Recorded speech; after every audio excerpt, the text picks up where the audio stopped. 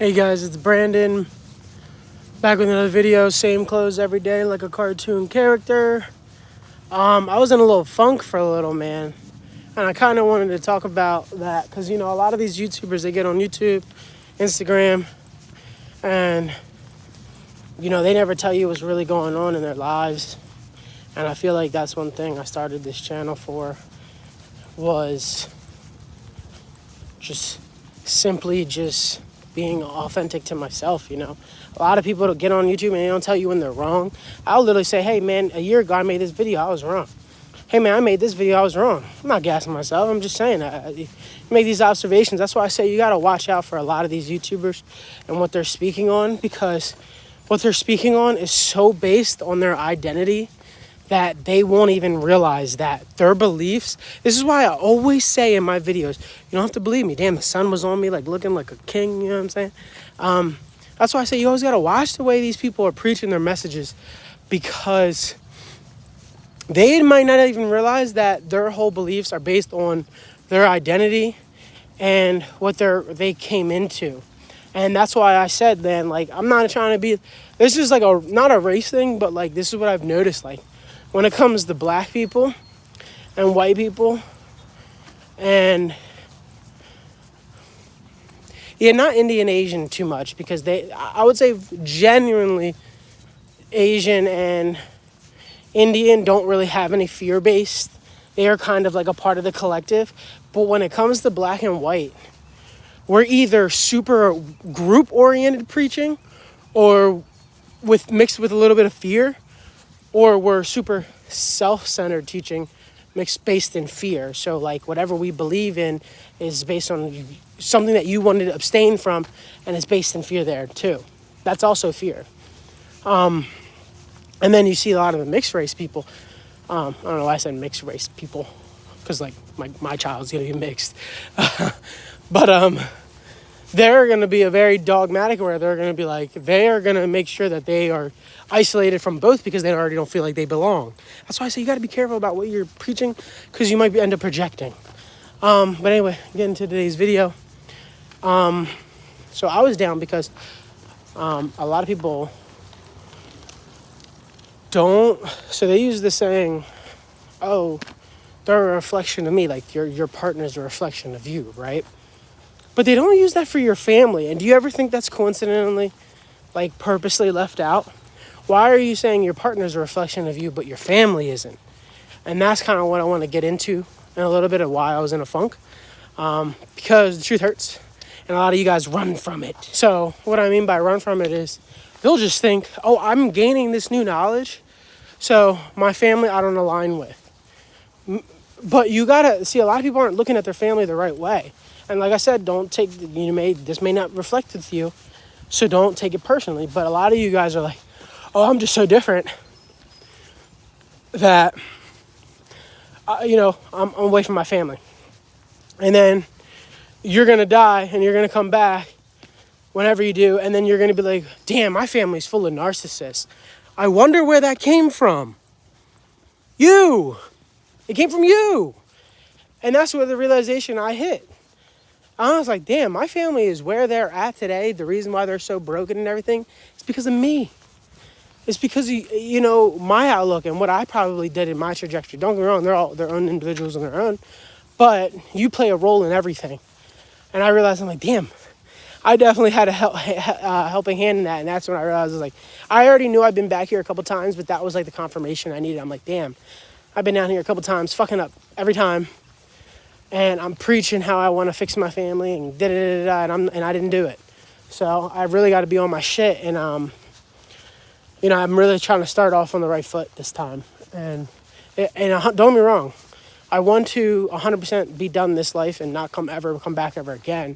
But, if worse comes to worse, I want to be like I want to be able to, be like Looper, right? Where close the loop and fix everything in my lineage, so that if I do come back and my wife comes back, we're good.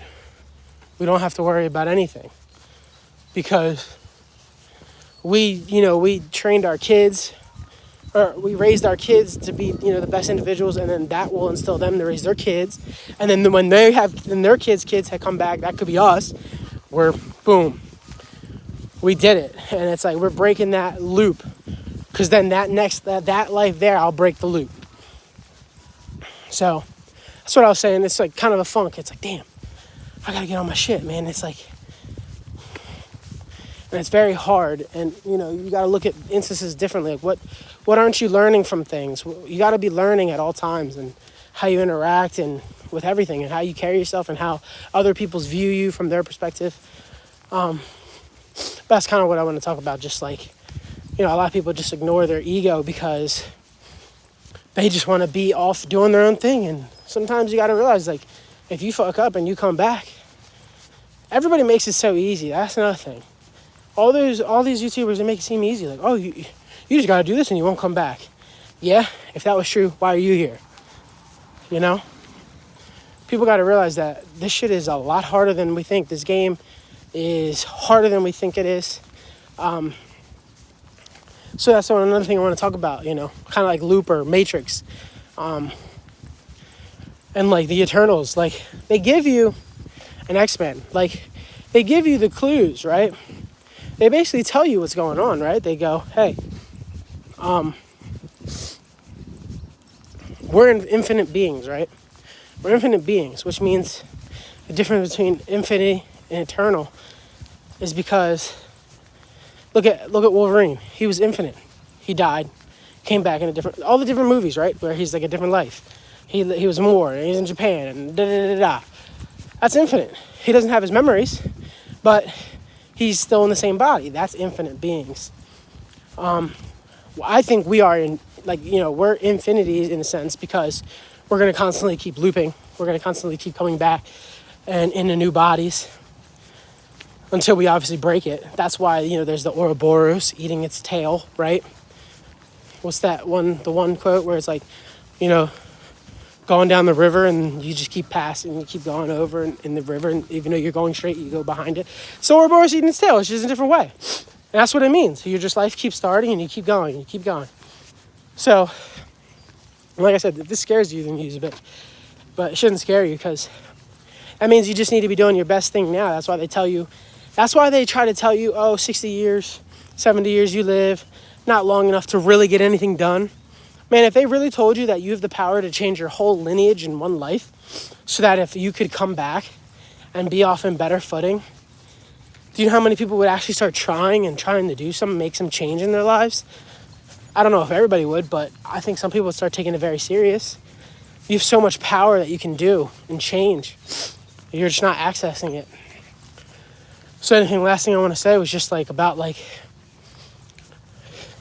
you know, like, look at, like, a lot of people aren't talking about, it's funny, it's like nobody talks, they'll say that this is a Matrix, they'll say this is the reality, this is the hologram, but they'll talk about Mr. Smith, but they conveniently leave out Neo. Have you guys ever noticed that? Everybody will conveniently leave out Neo. And it's because this is the part that hurts them. The truth hurts. This is what I keep trying to say. Neo was a robot. He was a perfect symbiote, aka Venom, aka what we are. They tell you we are literally our bodies are hosts, right? They're hosts in that sense. They are AI. We connect with them. Our soul connects with them. And I bet you that's what makes a spirit, right?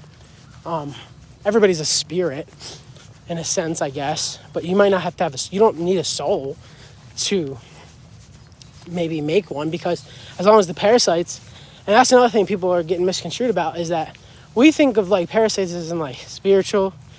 No, dude, these are like literally probably fucking nanotechnology, like we said. Like, they're literally like nanotechnology robots in you. And I bet you if you were a full parasitic personed up, right, full nano bot, and you made it with another person who's fully botted up nano parasites, that child's gonna come out and it's gonna be fully hosted, which is what they want, empty vessel, and then boom, they want an empty vessel because then I guess a lower level entity can come in it, right?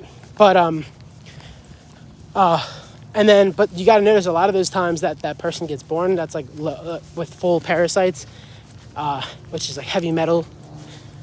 I can't really say what they'll probably shadow ban this. I mean, I'm probably already shadow ban, but you know, you'll be born with some deficiencies. Heavy metal, you know what that is. So, but yeah, I mean, look at Neo, look at Venom. Literally just a merge of nanotechnology and human. That's what we are. So a lot of these parasitic things that we're breeding, you know, the food and everything, who knows? Probably everything is parasitic, right? But you got to just do your best to combat it. But that's all I really want to talk about. Just talking about how, you know, your body's probably AI. And your mind is probably the only thing, your, you know, exoskeleton, whatever the fuck it's, that's probably the only thing that's pure in you, right? And that's why that shit latches on. It latches on to your nervous system to then control your brain, right? That's literally what the parasites does. It latches on to your nervous system. So I say, man, shit's deeper than a lot of people give him credit for, and a lot of people try to make it sound so easy. But this is the thing. They'll try to make it sound, they have all these doom and gloom predictions, right? All the doom and gloom predictions, but they don't have any way to help us get out of this thing, man. So I say you got to be careful and wary who you listen to and talk to. If somebody's only preaching doom and gloom, they're not good for you. And I'm not saying I'm the best either, but at least I'm on here being motivational, telling you can do it. Whatever truth and belief it is. I'd rather you listen to me, somebody who's telling you I believe in you, love you, than some dude who's just like every day, yeah, man, we're fucked. It's like, what the fuck? What am I getting out of that? Nothing. But last thing I wanted to say was, just like we all understand. This is the last thing, like a little checklist. We understand the Bible's talking about our body, right? So it's like activate your body to the fullest because you're alchemists. You transmute energy, right? That's what they're talking about. Energy is gold or whatever. So we're alchemists. But it's like, what's the next step after that? Okay, yeah, if I do yoga and I do breath work and I become a vegan and I master my body, what's next? Do I just fucking levitate out of here? All right, guys, I'm out. Later.